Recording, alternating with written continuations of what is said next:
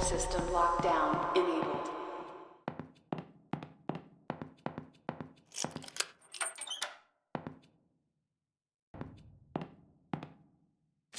Ever since my first day working here, I've felt a little strange.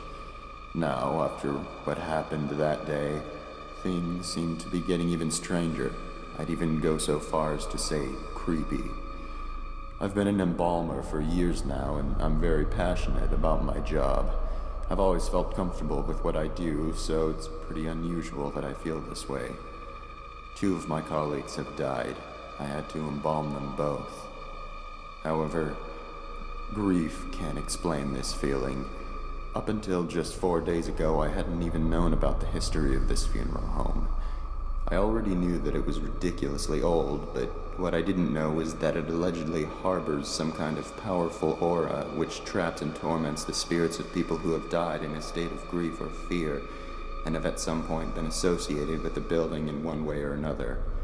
These associations apparently include those occurring post-mortem, such as embalmings and funerals.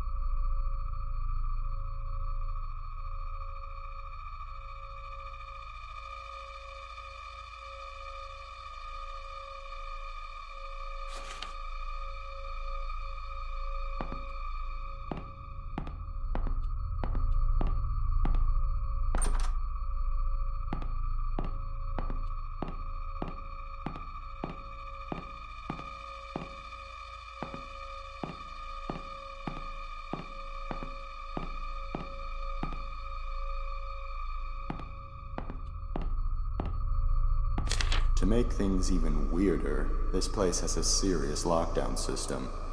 Yesterday was the first time I've ever seen it used, and many of the workers, including myself, were ordered to wait in the family room until the situation was taken care of.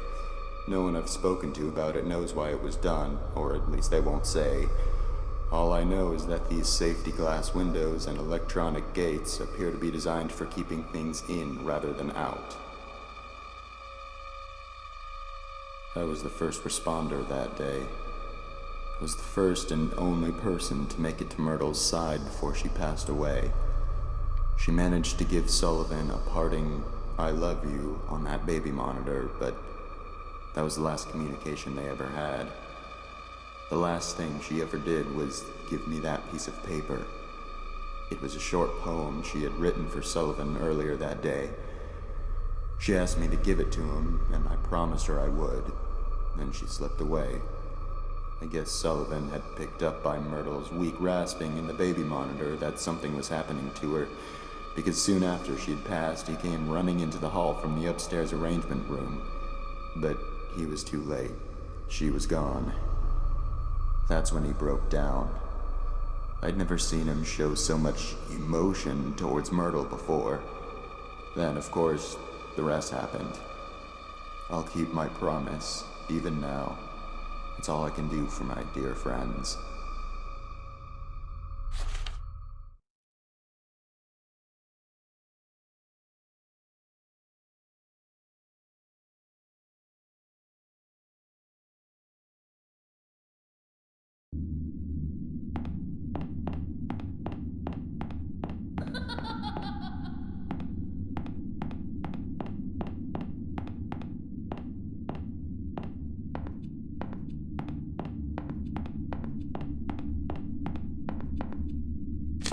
It turns out that Devon got into the morgue by stealing Sullivan's key card from the office. Mrs. Raines had been in there and forgot to lock it when she left. Nobody knows exactly how the kid figured out the passcode, but considering what a flake his mother is, that's probably just something else she inadvertently compromised. They're burying Sullivan with a few of his belongings from the funeral home. I guess because he had worked here for so long and was so loyal to his job. Michael revealed that one of those belongings is Sullivan's key card. Of course, they would need to deactivate it from the system to avoid any breaches and the chance that it was stolen, but then again, Mrs. Raines would be the one who would do that. I discovered earlier today that Devon had stolen the system lock override key as well and hidden it somewhere in the building. This has got to be the most troublesome, ill-behaved kid I have ever encountered.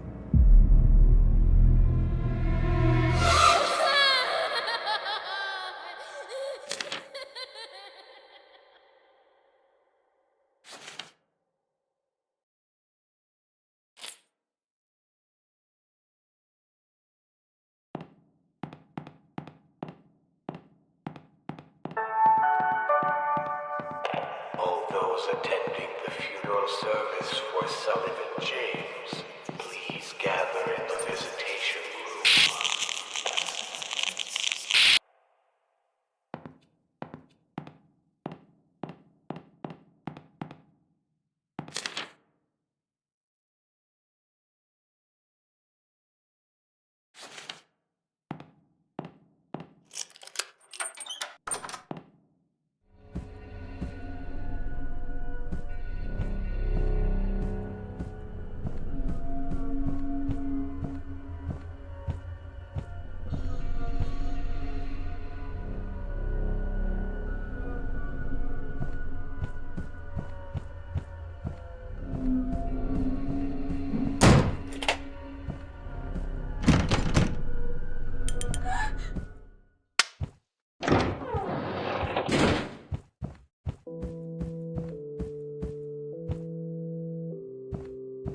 Sullivan James was blind as a bat. Sullivan James fell down flat. Sullivan James is withered and blue. Sullivan James is coming for you.